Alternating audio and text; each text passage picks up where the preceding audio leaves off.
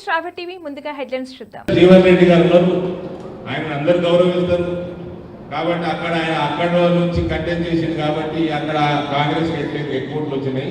కానీ next time నేను ఇప్పుడే చెప్తున్నా 50% దాటే నియోజకవర్గాలలో జగిత్యాల చదువుతోటి అభద్రత తొలగిపోతుంది. కాబట్టి వాళ్ళ రామచంద్రరావు గారు పెద్ద ఎత్తున ఇతర పార్టీల నుంచి కొత్త రక్తం వివిధ ప్రొఫెషన్ల నుంచి భారతీయ జనతా పార్టీలోకి జాయిన్ చేయించుకొని మాలాంటి కార్యకర్తలని మీరు ఉపయోగించుకోండి, మమ్మల్ని ఉపయోగించుకొని భారతీయ జనతా పార్టీని రాష్ట్రంలో ప్రభుత్వంలోకి తీసుకొచ్చే బాధ్యత మీరు తీసుకోండి, మీ వెంట మేము.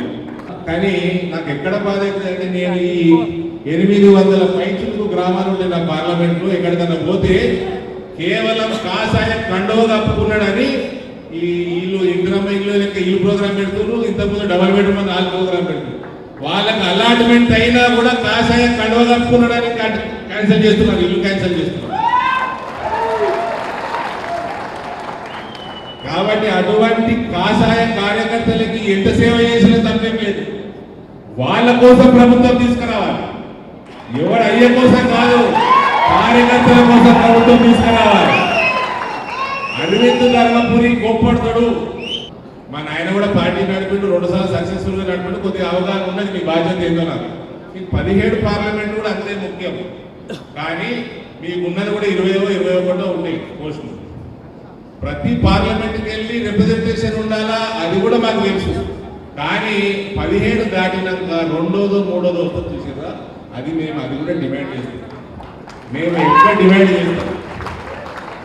అది కార్యకర్తలకి వచ్చింది, నేను మీకు చెప్తున్నా, నేను డిమాండ్ చేస్తలేను, నేను అంటలేను, అసలు నేను ఆలోచన చేయలేదు. మా కార్యకర్తలు చెప్పమన్నారు, నేను చెప్తున్నా మీకు. 2018 ఎలక్షన్లు కాగానే కేసీఆర్ 2సారి ముఖ్యమంత్రి కాగానే సీట్లు పెరిగినాయి కేసీఆర్కి.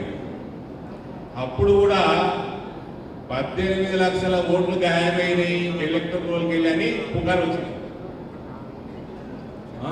వచ్చింది, లొలి పెట్టుకున్నారు. కాంగ్రెస్ ఉత్తమ్ కుమార్ రెడ్డి, మహేష్ అన్న చెప్తున్నా, మా black belt karate black belt Mahesh అన్న గారు చెప్తా ఉన్నా, మీ ఉత్తమ్ కుమార్ రెడ్డి నీకంటే ముందు ప్రెసిడెంట్, ఆయన సపోర్టే చేయకపోయారు, ఆయన కొట్లాడకపోయారు. ఎందుకు ఏంది ములాఖాతు కేసీఆర్ ఆనాడు? ఒకవేళ ఓటు చోరు అయ్యి ఉంటే మరి ఆనాడు కేసీఆర్ గెలిచింది కదా, మరి ఏమైంది? మరి ఎందుకు మాట్లాడతలేదు? మరి ఎందుకు మాట్లాడలేదు? ఉత్తమ్ కుమార్ రెడ్డి జవాబు, ఫస్ట్ ఉత్తమ్ కుమార్ రెడ్డిని అడుగు మహేష్ అన్న,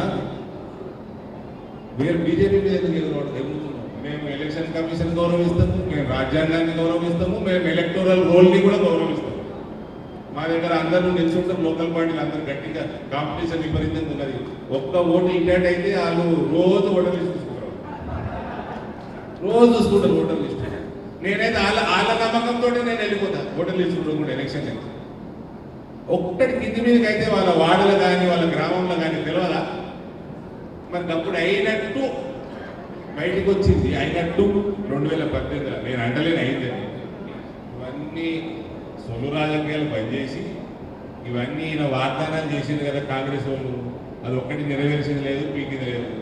అవన్నీ డైవర్ట్ చేయడానికి లోకల్ బాడీ ఎలక్షన్లు వస్తున్నాయని ఓటు చోరీ, బీసీ రిజర్వేషన్, ఇవన్నీ డైవర్షన్ పాలిటిక్స్ తప్ప ఇది స్ట్రేట్ ఫార్వర్డ్ పార్టీస్ కాదు. స్పెషలీ ఇందూరు గడ్డ మీద ఉన్న మన ఈ పార్లమెంట్ ఉన్న ఓటర్లు చాలా అవేర్నెస్ ఉన్నోళ్ళు. వీళ్ళకి ఇవన్నీ ఏమేకో ఇక్కడ లోకల్ బాడీస్లో భారతీయ జనతా పార్టీ కాషాయం జెండా ఎగురుతూనే ఉంటుంది, ఆల్రెడీ ఎగురుతుంది, ఎగురుతూనే ఉంటుంది. సో ఇవన్నీ కూడా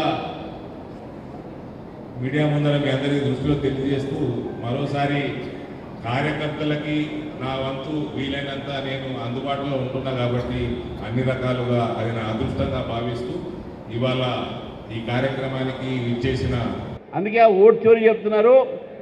ఏ ఓటర్ లిస్టుతోనైతే బీజేపీ సభ్యులు గెలిచారో అదే ఓటర్ లిస్టుతో మీ సభ్యులు గెలిచారు. ఏ యంత్రాంగం అయితే ఎలక్షన్స్ ఇక్కడ పెట్టిందో అదే యంత్రాంగం మీకు ఎలక్షన్స్ పెట్టింది. కాంగ్రెస్కి సపరేట్ ఎలక్షన్స్, బీజేపీకి సపరేట్ కాలే. మరి మీరు కూడా 8 సీట్లు గెలిచారు కదా, దానికి మీ దగ్గర జవాబు ఏంది? ఇది ఓటు చోరీ కాదు, ఇది ఓటు చోరీ కాదు, రాహుల్ గాంధీ బ్రెయిన్ చోరీ అయిపోయింది. మెయిన్ అది గుర్తుపెట్టుకోవాలి. అయితే మా అరవింద్ అని అంటుండే అట్లా అనకన్నా అసలు రాహుల్ గాంధీకి బ్రెయిన్ ఉంటే కదా అన్నాడు. అంటే అది కొద్దిగా గొప్ప ఉంటుంది, మీరు మొత్తం ఉండకపోవచ్చు, కొంత గొప్ప ఉంటుంది. ఆ బ్రెయిన్ చోరీ అయిపోయి ఈరోజు కాంగ్రెస్ నాయకులు ఈ విధంగా మాట్లాడుతూ ఉన్నారు. మరి ఈరోజు తెలంగాణలో ఉన్నప్పుడు ఇక్కడ నేను అడుగుతూ ఉన్నాను, మరి మాట్లాడుతూ ఉన్నారు బీసీ ఒక రిజర్వేషన్ గురించి. నిన్న మాత్రం మరి స్పష్టంగా చెప్పారు, మా పార్టీయే మీ బీసీ రిజర్వేషన్ ఇస్తానని చెప్పి 42%. నేను అంతకుముందే చెప్పాను మా పార్టీ 46 ఇస్తుందని చెప్పి, ఇప్పుడు మీరు 42 ఇస్తున్నారు. 42లో మన 10% ముస్లింలకు ఇస్తున్నారు, అంటే 32 మాత్రమే మీరు ఇస్తున్నారు. కానీ భారతీయ జనతా పార్టీ ఇచ్చేటటువంటి 46% రిజర్వేషన్లు కేవలం బీసీలకే, అసలైన బీసీలకే ఇస్తుందని చెప్పేసి కూడా ఈరోజు సభాముఖంగా తెలిసిన మిత్రులారు. ఎందుకంటే రిజర్వేషన్లు బీసీలకు ఏది ఉన్నాయో అది బీసీలకే చెందాలి, అందులో వేరే మతానికి వచ్చే అవకాశం లేదు. భారతీయ జనతా పార్టీ ముందు నుంచి చెప్తా ఉన్నాం, మేము మతం ఆధారమైనటువంటి రిజర్వేషన్కు వ్యతిరేకం అని చెప్పేసి. మతం ఆధారమైన రిజర్వేషన్కు వ్యతిరేకంగా చెప్పినప్పుడు కూడా ఈరోజు కేవలం ఓట్ బ్యాంక్ పాలిటిక్స్ కోసం కాంగ్రెస్ పార్టీ ముస్లింలకు 10% రిజర్వేషన్లు ఇచ్చి బీసీలకు 10% రిజర్వేషన్ తగ్గిస్తుందనే విషయాన్ని కూడా ఈరోజు తెలంగాణ ప్రజలు తెలుసుకోవాల్సిన అవసరం ఉన్నది మిత్రులారా. నిజంగా మనం ఆలోచిస్తే కాంగ్రెస్ పార్టీ ఈరోజు రైతులను రెచ్చగొట్టే ప్రయత్నం చేస్తూ ఉన్నారు. రైతులను రెచ్చగొట్టే ప్రయత్నం చేస్తున్నట్టు ఈ సమయంలో యూరియా విషయంలో మాట్లాడుతూ ఉన్నారు మిత్రులారా. నేను చెప్తా ఉన్నాను, మొన్న కూడా చెప్పాను, ఈరోజు యూరియా ఎక్కడ కూడా భారతీయ జనతా పార్టీ ప్రభుత్వం కేంద్రం నుంచి ఎక్కడ కూడా సప్లైలు తక్కువ చేయలేదు. ఇది కృత్రిమమైనటువంటి కొరత. మంత్రుల స్టేట్మెంట్తోని, కాంగ్రెస్ నాయకులతోని, దళారీలతోని ఇది చేస్తున్నటువంటి ఒక కృత్రిమ కొరత కాంగ్రెస్ పార్టీ, కాంగ్రెస్ నాయకులు, కాంగ్రెస్ ప్రభుత్వం సృష్టించిన కొరత ఇది. కాబట్టి రైతులు ఒకసారి తెలుసుకోవాలి. నేను అనేక జిల్లాలు తిరిగాను, కలెక్టర్లతో మాట్లాడాను, ఎక్కడ కూడా రైతులకు కష్టం రావట్లేదని చెప్తా ఉన్నారు. చివరికి ఒక మాట చెప్తా ఉంటాం మిత్రులారా, ఈరోజు ఈ కాంగ్రెస్ ప్రభుత్వం రాబోయేటటువంటి స్థానిక ఎన్నికల్లో వాళ్ళని ఓడించాల్సిన అవసరం ఉన్నది. ఎందుకంటే స్థానిక ఎన్నికలని, స్థానికమైనటువంటి సంస్థల్ని నిర్వీర్యం చేసింది కాంగ్రెస్ పార్టీ, బీఆర్ఎస్ పార్టీ రెండు కూడా. కేంద్ర ప్రభుత్వం నుంచి 73, 74 సవరణలో ఈరోజు రాష్ట్రాలకు ఏదైతే స్థానిక సంస్థలకు ఇచ్చినటువంటి ఒక నిధులు ఏది ఉన్నాయో ఇది దారి మళ్లిస్తున్నది కాంగ్రెస్ పార్టీ. 19 నెలలు అయిపోయినాయి, సర్పంచ్ కాలం పూరి అయిపోయింది, ఎంపీటీసీ జెడ్పీటీసీలో ఒక పీరియడ్ అయిపోయింది, అయినా కూడా మీరు ఎన్నికలు పెట్టట్లేదంటే మీరు ఓడిపోతారనే భయంతో మీరు పెట్టట్లేదనే విషయాన్ని మనం గుర్తుపెట్టుకోవాలి. మీరు ఓడిపోతారనే భయంతో పెట్టట్లేదు. కాబట్టి నేను మాట్లాడుతూ ఉన్నారు, బీసీ రిజర్వేషన్ అన్నారు, మీరు ఇవ్వలేరు, మాకు తెలుసు, మీకు చిత్తశుద్ధి లేదు. పైగా మాట్లాడతారు, మన బండి సంజయ్ గారి మీద అన్నాడు దేశ్ముఖ్ అంట, మోదీ గారి మీద అన్నాడు ఆయన కన్వర్టెడ్ బీసీ అంట. అయ్యా బాబు, మీ నాయకులు ఎంతమంది కన్వర్ట్ అయ్యారు చూసుకోండి. కన్వర్ట్ రేపు అవుతున్నారు, ఇంకా చాలామంది పార్టీ వాళ్ళు మన పార్టీకి కన్వర్ట్ అవుతున్నారు విషయాన్ని గుర్తుపెట్టుకోండి. మీరు కొత్త వాళ్ళు జాయిన్ అవుతారు, అరవింద్ గారు చెప్పారు, కొత్త వాళ్ళని తీసుకురాని చెప్పి. నేను ఈరోజు ఈ వేదికతో నేను అందరినీ కోరుతా ఉన్నాను, ఇద్దరు ఒకటైతారు, బీజేపీని రానియకుండా, బీజేపీ బలపడకుండా మరి ఏవో మాట్లాడుతూ ఉంటారు. మీకు దమ్ముంటే మీరు బీఆర్ఎస్ ఒకటే కాకపోతే నిన్ను కాంగ్రెస్ ప్రభుత్వాన్ని అంటున్నాను, మీరు కాళేశ్వరం సంబంధించిన కేసు కానీ, ఫోన్ ట్యాపింగ్ కేసు కానీ సిబిఐకి ఒప్పచెప్పండి, సిబిఐకి ఒప్పచెప్పండి. మీరు చేయలేరు, మీకు ఇష్టం లేదు, కోర్టు చెప్తే కానీ మీరు చేయరు. ఎందుకంటే మీరిద్దరు లావాదేవీలు ఉన్నాయి కాబట్టి ఒకరు ఓటు కేసు తప్పించుకోవాలని వాడు ఫోన్ ట్యాపింగ్ కేసు పెట్టి ఇద్దరు కూడా తప్పించుకునే ప్రయత్నం చేస్తున్నారు. ఇది తెలంగాణ ప్రజలు తెలుసుకోవాల్సిన అవసరం ఉన్నది. కాబట్టి మిత్రులారా, ఈ రెండు పార్టీలు కూడా జాగ్రత్తగా ఉంటారు.